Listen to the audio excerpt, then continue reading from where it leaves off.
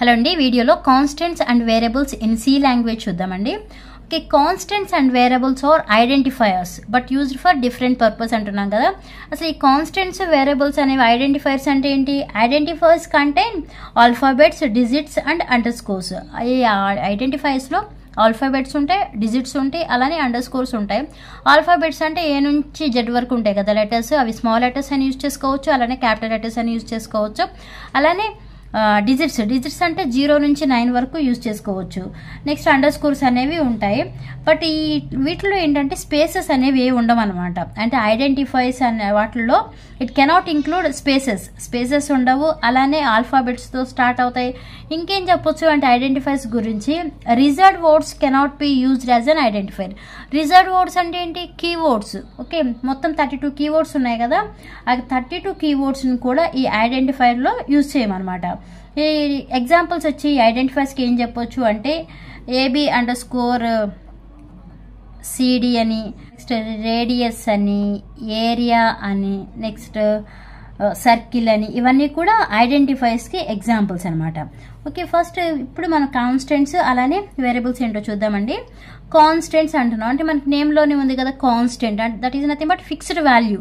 అదేమి చేంజ్ అవ్వదు. అంటే ఏ వాల్యూనైతే ప్రోగ్రామ్ ఎగ్జిక్యూషన్ టైంలో చేంజ్ చేయలేమో అలాంటి వాటిని ఏమంటాము? కాన్స్టెంట్స్ అంటాం. Okay, constants are those whose value never change and remains fixed throughout the program execution. Okay, program execution మొత్తంలో కూడా ఏ వాల్యూనైతే మనం చేంజ్ చేయలేమో అలాంటి వాటిని కాన్స్టెంట్స్ అంటాం. Basically there exist 4 types of constants. ఈ కాన్స్టెంట్స్ అనేవి సి లాంగ్వేజ్లో మనకి ఎన్ని టైప్స్ అంటే 4 టైప్స్. ఏంటి ఆ 4 టైప్స్ అంటే ఇంటిజర్ కాన్స్టెంట్ అని, ఫ్లోట్ కాన్స్టెంట్, క్యారెక్టర్ కాన్స్టెంట్, అలానే string constant. Okay, integer constant. Integer అంటే ఏంటంటే నంబర్ కదా. Okay, it is a whole number without a decimal point. అక్కడ మనం పాజిటివ్ వాల్యూస్ అయినా తీసుకోవచ్చు, అలానే నెగిటివ్ వాల్యూస్ అయినా తీసుకోవచ్చు, బట్ డెసిమల్ పాయింట్ అనేది ఉండకూడదు.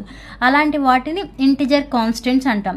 మళ్ళీ వాటికి కూడా ఒక రేంజ్ ఉందండి. ఈ ఇంటిజర్ కాన్స్టెంట్స్కి ఎంతవరకు ఉంది రేంజ్ అంటే -32,768 టు +32,767 ఇంతవరకు రేంజ్ ఉంది.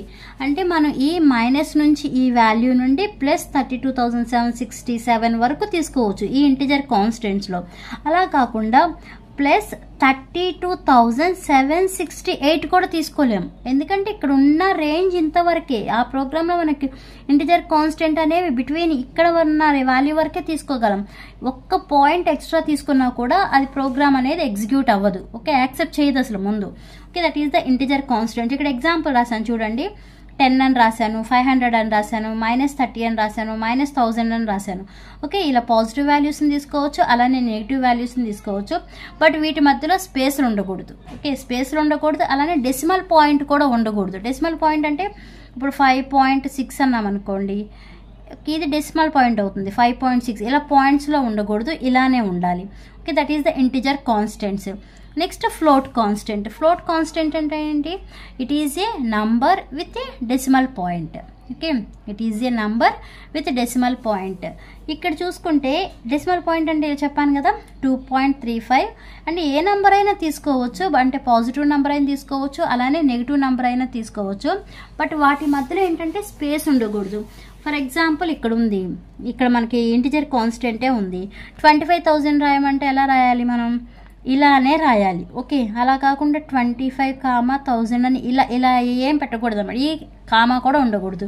అలా ఉన్నా కూడా యాక్సెప్ట్ చేయదు. ఇలా రాయాలి, 25,000 అని ఇలా రాసుకోవాలి. అది పాజిటివ్ అవ్వచ్చు, నెగిటివ్ అవ్వచ్చు. అలానే ఫ్లోట్ కాన్స్టెంట్లు అయితే మాత్రం ఇలా పాయింట్ పెట్టాలి. 2.35 లేకపోతే 3.14 లేకపోతే -5.76 ఇలా తీసుకున్న వాటిని ఫ్లోట్ కాన్స్టెంట్స్ అంటాం. Next character constant. Character constants అంటే any character enclosed in between single quotes. మనకి క్యారెక్టర్స్ అంటే ఏంటి? ఒక లెటర్సే అవుతాయా? క్యారెక్టర్స్ అంటే మనకి లెటర్స్ అవుతాయి, నంబర్స్ అవుతాయి, అలాగే సింబల్స్ అవుతాయి. వీటన్నిటిని కూడా క్యారెక్టర్స్ అంటాం కదా. ఓకే, ఆ క్యారెక్టర్ కాన్స్టెంట్ అంటే సింగిల్ కోట్లో ఇంక్లూడ్ అవ్వాలన్నమాట. ఓకే, ఆ సింగిల్ కోట్తో ఎన్క్లోజ్ అయ్యి ఉండాలి. ఇక్కడ ఏ అని రాసాము. ఓకే, అది స్మాల్ లెటర్స్ అయినా తీసుకోవచ్చు, అలానే క్యాపిటల్ లెటర్స్ అయినా తీసుకోవచ్చు. ఇప్పుడు ఇలా రాసామని అనుకోండి, ఇది కూడా క్యారెక్టర్ కాన్స్టెంటే అవుతుంది. లేదు 5 ఇలా రాసినా కూడా క్యారెక్టర్ కాన్స్టెంటే అవుతుంది. అలా కాకుండా ఓన్లీ ఏ అని రాశాను అనుకోండి, ఓన్లీ ఏ అని రాస్తే ఇది ఓన్లీ క్యారెక్టర్ అవుతుంది కానీ క్యారెక్టర్ కాన్స్టెంట్ అవ్వదు. అలా కాకుండా ఓన్లీ 5 అని రాశాను అనుకోండి, ఇది కూడా క్యారెక్టర్ అవుతుంది బట్ క్యారెక్టర్ కాన్స్టెంట్ అనేది అవ్వదు. ఎప్పుడు క్యారెక్టర్ కాన్స్టెంట్ అవుతుంది అంటే ఎప్పుడైతే ఈ సింగిల్ కోట్స్తో ఎన్క్లోజ్ అయ్యి ఉంటుందో. ఓకే, ఆ ప్లేస్లో మీరు ఏదైనా తీసుకోవచ్చు. 6 తీసుకున్నాను, ఏరియా కంపల్సరీ ఈ సింగిల్ కోట్స్లో మధ్యలో ఉన్న దాన్ని క్యారెక్టర్ కాన్స్టెంట్ అంటాం. అలా కాకుండా ఇప్పుడు డాలర్ సింబల్ వేసాము, లేదంటే అండర్ సింబల్ తీసుకున్నాను అంటే యాంపర్సెంట్ అంటాం కదా, ఇలా ఉంది అంటే ఇది ఓన్లీ క్యారెక్టర్ అవుతుంది. ఎప్పుడైతే ఈ సింగిల్ కోట్స్ మధ్యలో ఉంటుందో అప్పుడే ఇది క్యారెక్టర్ కాన్స్టెంట్ అనేది అవుతుంది. ఓకే, ఎగ్జాంపుల్స్ ఇవ్వండి. ఏ అని రాశాను కదా, next percentage, next dollar symbol వేసాను. నెక్స్ట్ వచ్చి 4th టైప్ వచ్చి కాన్స్టెంట్స్లో స్ట్రింగ్ కాన్స్టెంట్. స్ట్రింగ్ అంటే ఏంటి, group of characters or collection of క్యారెక్టర్స్ని స్ట్రింగ్ అంటాం. బట్ స్ట్రింగ్ కాన్స్టెంట్ అంటున్నాం, that means a group of characters enclosed with in double quotes. Okay, అంటే ఇక్కడ మనం క్యారెక్టర్ కాన్స్టెంట్ అంటే సింగిల్ కొటేషన్లో ఒక క్యారెక్టర్ అని పెట్టాం కదా, బట్ స్ట్రింగ్ అంటున్నాం కాబట్టి group of characters or collection of క్యారెక్టర్స్ని స్ట్రింగ్ అంటాం. గ్రూప్ ఆఫ్ క్యారెక్టర్స్ అంటే అవి మీరు నంబర్స్ అయినా తీసుకోవచ్చు అండి, వర్డ్స్ అయినా తీసుకోవచ్చు, ఎలా అయినా తీసుకోవచ్చు. బట్ ఎలా ఎంక్లోజ్ అయ్యి ఉండాలి, డబుల్ కోట్స్తో ఎంక్లోజ్ అయ్యి ఉండాలి. ఇక్కడ ఎగ్జాంపుల్ రాశాను చూడండి, కంప్యూటర్ అని రాశాను. ఓకే, ఈ ఒక్కదాన్నే ఇలా మనం డబుల్ కొటేషన్స్ పెట్టుకోకుండా ఓన్లీ కంప్యూటర్ అని రాస్తే అది ఏమవుతుంది, స్ట్రింగ్ అవుతుంది. ఎప్పుడైతే ఈ డబుల్ కొటేషన్స్తో ఎంక్లోజ్ చేస్తుందామో అప్పుడు ఇది ఏమవుతుంది, స్ట్రింగ్ కాన్స్టెంట్ అవుతుంది. అలాగే ఇక్కడ నేను నంబర్ తీసుకున్నాను, 1 2 3 అని తీసుకున్నాను. ఓన్లీ 1 2 3 రాస్తే మాత్రం స్ట్రింగ్ కాన్స్టెంట్ అవ్వదు, ఓన్లీ స్ట్రింగే అవుతుంది. ఎప్పుడైతే ఈ డబుల్ కోట్స్ ఉన్నాయో అప్పుడు స్ట్రింగ్ కాన్స్టెంట్ అవుతుంది. ఇలా రాసుకోవచ్చు, ఇలా రాసుకోవచ్చు, ఇంకెలా రాసుకోవచ్చు అంటే కంప్యూటర్ @123 ఇలా రాస్తే ఇదంతా ఏమవుతుంది, ఓన్లీ స్ట్రింగ్ అవుతుంది. ఎప్పుడైతే ఈ డబుల్ కోట్స్ పెట్టామో అప్పుడు ఏమవుతుంది, స్ట్రింగ్ కాన్స్టెంట్ అవుతుంది.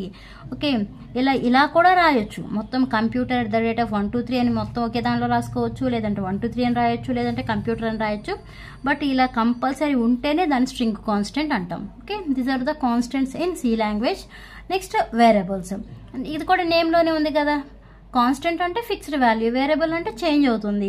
వేరియబుల్స్ని ఎందుకు యూజ్ చేస్తాము అంటే సి ప్రోగ్రాంలో ఏదైనా డేటాని కానీ లేదా ఏదైనా వాల్యూ కానీ స్టోర్ చేయాలి అంటే ఈ వేరియబుల్స్ని కంపల్సరీ యూజ్ చేయాల్సిందే. ఓకే, సి ప్రోగ్రామింగ్లో ఏదైనా డేటాని కానీ ఏదైనా వాల్యూని కానీ స్టోర్ చేయాలి అంటే కంపల్సరీ ఏం చేయాలి, ఈ వేరియబుల్స్ని యూజ్ చేయాలి.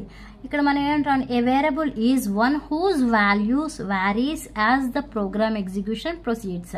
అంటే మనకి ప్రోగ్రామ్ ఎగ్జిక్యూషన్లో వాల్యూస్ అనేవి చేంజ్ అవ్వచ్చు. ఓకే, వాల్యూస్ అనేవి వ్యారీ అవ్వచ్చు అనమాట.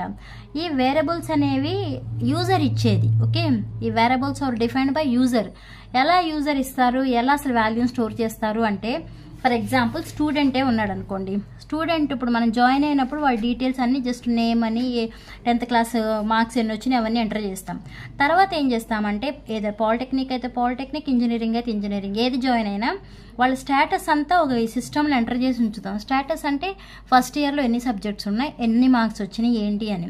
అవి తెలిస్తే ఆటోమేటిక్గా దాన్ని బట్టి మనం పర్సంటేజ్ క్యాలిక్యులేట్ చేయొచ్చు, టోటల్ మార్క్స్ ఎన్నో కూడా క్యాలిక్యులేట్ చేయొచ్చు. సిస్టంలో ఒక మెమరీ ఉందనుకోండి. ఓకే, ఈ సిస్టమ్ మెమరీలో మనం ఒక స్టూడెంట్ డీటెయిల్స్ ఎంటర్ చేయాలి అంటే ఇక్కడ మనకి first sem, next second sem, next third sem ఇలా ఉంటాయి కదా, అలా 4th సెమ్ వాళ్ళ మార్క్స్ అన్నీ కూడా ఎంటర్ చేస్తాము.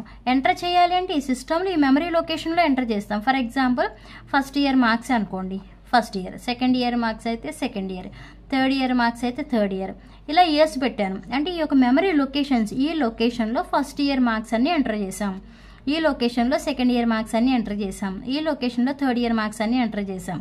బట్ ఈ లొకేషన్లో అంటున్నాం కానీ అది ఏ లొకేషనో మనకు తెలియదుగా. ఓకే, ఈ లొకేషన్లో ఫస్ట్ ఇయర్ మార్క్స్ అంటున్నా, ఈ లొకేషన్లో సెకండ్ ఇయర్స్ అన్నా, ఈ లొకేషన్ థర్డ్ ఇయర్ అంటున్నాం తప్ప ఏ లొకేషన్లో ఫస్ట్ ఇయర్ మార్క్స్ ఎంటర్ చేసామో అని తెలియట్లా. ఓకే, అలా ఈ లొకేషన్కి మనం ఒక నేమ్ని డిఫైన్ చేయడాన్ని వేరియబుల్ అంటాం. అంటే ఏ అని పెట్టాను, నెక్స్ట్ ఇది బి అనే వేరియబుల్, సి అనే వేరియబుల్. అంటే ఈ వేరియబుల్లో అంటే ఈ లొకేషన్ పేరు అన్నమాట, ఇది వేరియబుల్. దీనిలో ఫస్ట్ ఇయర్ మార్క్స్ ఉన్నాయి అని లేదు. ఇప్పుడు సుమా అని ఉంది అంటే ఈ సుమా అనే వేరియబుల్లో 4th సెమ్ రిజల్ట్స్ ఏవైతే ఉన్నాయో అవన్నీ ఎంటర్ చేసాము అని. అంటే ఇవన్నీ చేయాలి అంటే మనం ఈ వేరియబుల్స్ని యూజ్ చేయాలి కదా. అంటే స్టోర్ ద వాల్యూస్. ఓకే, వేరియబుల్స్ని ఎందుకు యూజ్ చేస్తాము? Store the values are which stores the డేటాని కానీ ఏదైనా వాల్యూస్ని కానీ స్టోర్ చేయడం కోసం ఈ వేరియబుల్స్ని యూజ్ చేస్తాము. ఇక్కడ డేటాని స్టోర్ చేసాము, బట్ అది ఏ లొకేషన్ ఏంటో తెలియాలి కదా.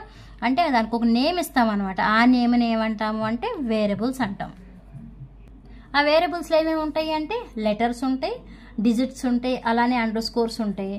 ఇంకేంటంటే ఈ వేరియబుల్స్లో స్పెషల్ క్యారెక్టర్స్ అనేవి యూజ్ చేయం. ఓకే, వేరియబుల్స్లో స్పెషల్ క్యారెక్టర్స్ అనేవి యూజ్ చేయమన్నమాట. That means special characters which are not allowed in variables. ఏంటి ఆ స్పెషల్ క్యారెక్టర్స్ అంటే $సింబల్ కానీ, నెక్స్ట్ పర్సంటేజ్ కానీ, ఈవెన్ ఇలాంటి సింబల్స్ ఏ స్పెషల్ క్యారెక్టర్స్ని కూడా ఈ వేరియబుల్స్లో అలౌ చేయమన్నమాట.